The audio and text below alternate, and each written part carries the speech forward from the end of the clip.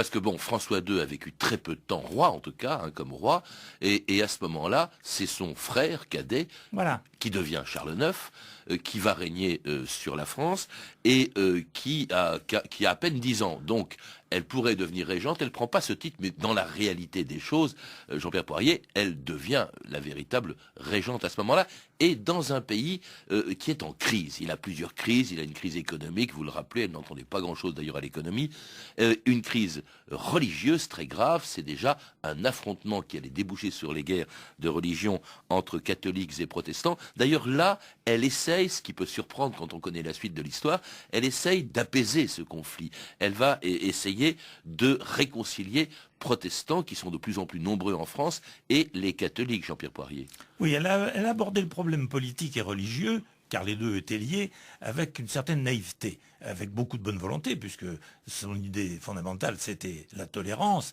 et c'était d'essayer d'obtenir une coexistence pacifique entre ces deux partis. Là où elle a fait preuve de naïveté, c'est que les choses étaient déjà beaucoup plus graves qu'elle ne le pensait sur le plan politique, et elles étaient totalement inconciliables sur le plan théologique et religieux. Et le fameux colloque de Poissy, où elle espérait bien trouver un accord entre théologiens protestants et théologiens catholiques, a débouché sur un échec complet. Il y a quand même eu ce qu'on appelle l'édit de Saint-Germain, par lequel, pour la première fois en France, un roi, ou en l'occurrence une reine, accordait la liberté de conscience aux protestants, et même la liberté de culte, à condition qu'ils l'exercent en dehors des villes. Tout à fait. Et on retient à son crédit, plus qu'à celui de Michel de l'Hôpital, qui n'a jamais été que, en quelque sorte, le ministre chargé de mettre en œuvre cette vision politique. Et on doit retenir au crédit de Catherine de Médicis cette volonté d'organiser la coexistence de deux religions. Mais elle faisait en même temps preuve d'une certaine méconnaissance des conflits sociologiques qui agitaient la France à cette époque. Et elle méconnaissait le fait que dès l'époque de François Ier, la répression anti-protestante avait déjà pris des proportions considérables, qui s'étaient aggravées sous Henri II. Et lorsqu'elle est arrivée, on peut à la limite penser qu'il était presque trop tard pour trouver les bases d'une coexistence pacifique. Et surtout que la politique s'en mêle. Vous rappelez ces deux grandes familles qui littéralement convoitaient le pouvoir, qui étaient les Bourbons et les Guises, des Bourbons plutôt du côté protestant, les Guises qui étaient des ultra-catholiques et qui évidemment prennent parti les uns pour les protestants, les autres pour les catholiques, et les Guises qui n'obéissent absolument pas, ni les Bourbons, au pouvoir royal, ou au pouvoir en l'occurrence de la reine. C'est une période très anarchique aussi sur le plan politique. Tout à fait. On est encore à la période des grands féodaux qui ne reconnaissent pas le pouvoir central. Ajoutons qu'en plus, l'Angleterre avait adopté le parti des protestants et les soutenait financièrement, et les catholiques avaient été largement soutenus par Philippe II d'Espagne, qui arrosait très généreusement la famille des Guises de subsides leur permettant de recruter des armées. D'où un autre danger, c'est que lorsque les Pays-Bas espagnols, qui étaient espagnols à l'époque, se révoltent contre le pouvoir espagnol, à ce moment-là, il y a en France l'amiral de Coligny, entre autres, qui pousse à ce que la France entre en guerre contre l'Espagne, ce que ne veut pas faire Catherine de Médicis. Elle est consciente que cette guerre serait dangereuse. L'Espagne étant à l'époque, il faut le rappeler, la plus grande puissance d'Europe. Alors tout ça va déclencher une des journées les plus sanglantes de l'histoire de France. 6 jours après le mariage de sa fille Marguerite, la reine Margot, avec le futur Henri IV qui était encore protestant, ce qui montre bien d'ailleurs à quel point Catherine de Médicis souhaitait la réconciliation, eh bien, Catherine de Médicis tente justement de faire assassiner Coligny, et quelques jours plus tard, eh bien, dans la nuit du 23 au 24 août 1572, elle pousse son fils Charles IX à éliminer les protestants.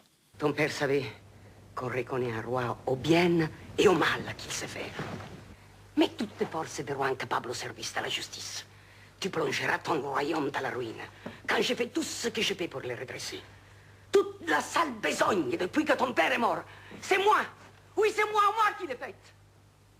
Moi seule. Maintenant, il faut aller jusqu'au bout. Hein? Il faut supprimer les chefs. C'est une question d'heure, ce soir, cette nuit. Pas un seul ne doit rester. Pas un seul qui puisse venir m'en faire le reproche. Combien faut-il en tuer? 11. 14. Tu es protestant? Y'a qu'à se convertir. Tu l'as entendu? Récite le credo! Récite! Credo in unum Deum, patrem omnipotentem! Récite! Récite! Et c'était la Saint-Barthélemy, donc le 24 août 1572, le massacre de plusieurs milliers de protestants dans toute la France. Comment expliquer, Jean-Pierre Poirier, que cette femme qui souhaitait, justement, qui était plutôt tolérante, qui souhaitait apaiser la tension entre catholiques et protestants, puisse être responsable de ce massacre, qui est vraiment un des massacres les plus sanglants de l'histoire de France, en tout cas une tâche, bien sûr, et la seule qu'on retienne de la vie de Catherine de Médicis. Et est-ce qu'elle en était vraiment responsable ? Responsable, elle l'est, puisque c'est son geste initial qui a entraîné en cascade la catastrophe. Qu'elle l'ait voulu, c'est certainement faux.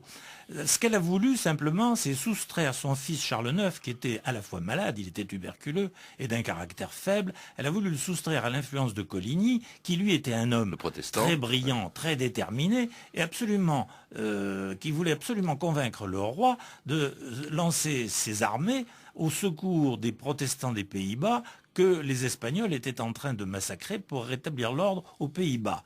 Catherine de Médicis savait qu'une telle décision entraînerait fatalement la France dans une guerre contre l'Espagne, et elle savait que la France perdrait cette guerre.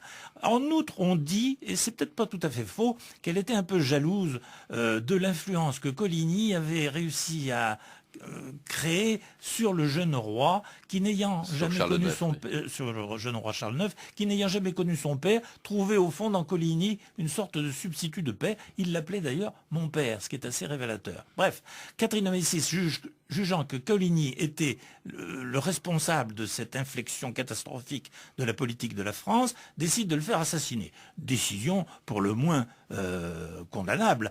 Mais d'autant plus qu'il était là pour assister au mariage de Henri IV et de la reine Margot. Alors c'était en pleine fête de mariage. Oui. Or, l'assassinat rate, et les milliers de protestants qui étaient à Paris à l'occasion des noces de la reine Marguerite avec Henri IV, enfin le futur Henri IV, prennent peur et se disent il faut demander justice au roi et à la reine, c'est intolérable qu'on ait attaqué notre cher amiral Coligny.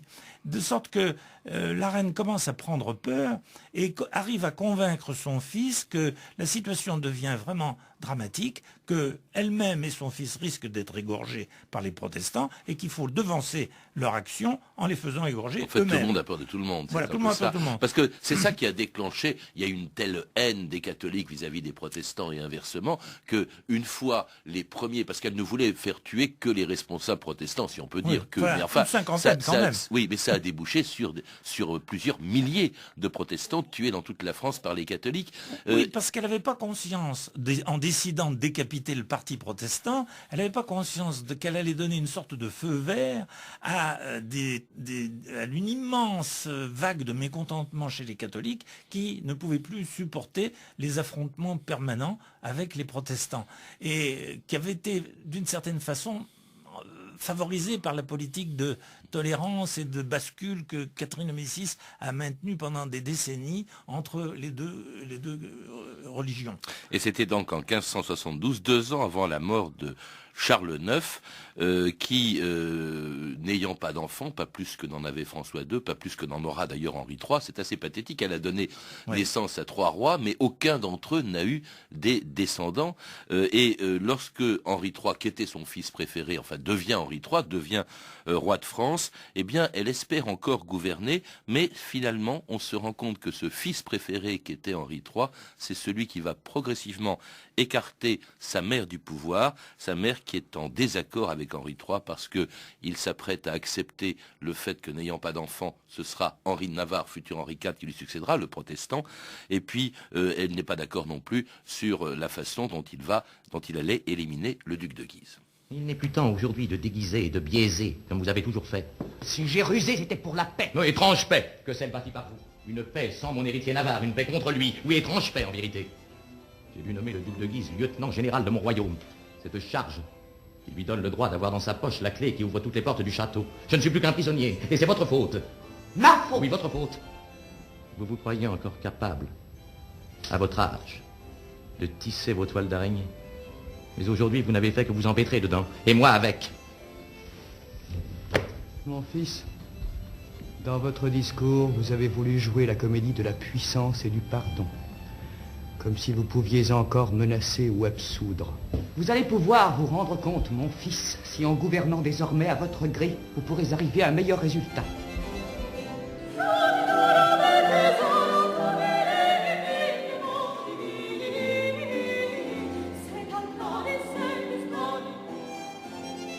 Gouverner à votre gré, c'est ce qu'effectivement va faire Henri III, écartant progressivement sa mère du pouvoir, qu'il n'en exerce pratiquement plus, lorsqu'elle meurt en 1589, à l'âge de 70 ans quand même, au château de Blois. Qu'est-ce qu'on peut retenir de ce règne? Parce que d'abord il est extrêmement confus, c'est assez difficile de comprendre tous les méandres d'une politique qui a été de s'appuyer tantôt sur les Guises, tantôt sur les Bourbons, tantôt sur les protestants, tantôt sur les catholiques.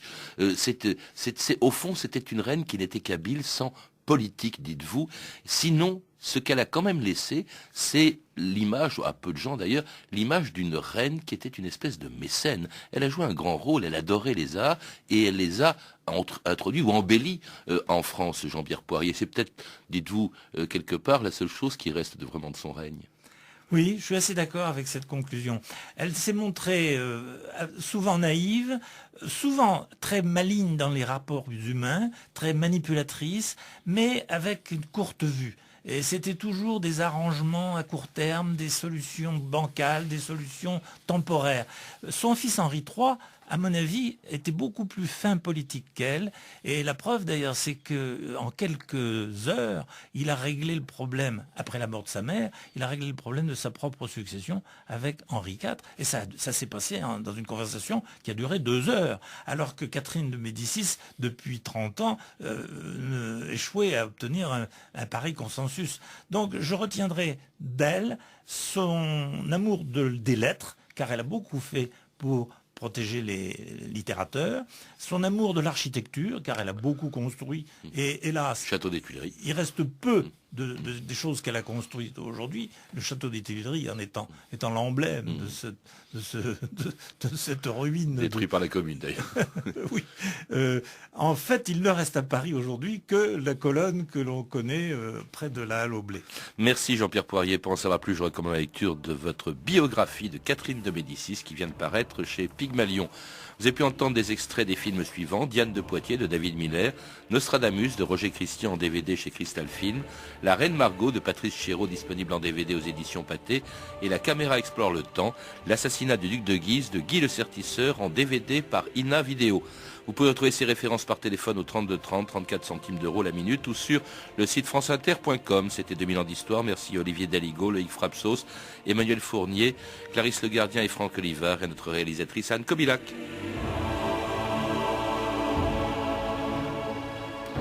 Demain, dans 2000 ans d'histoire, l'affaire Rosenberg.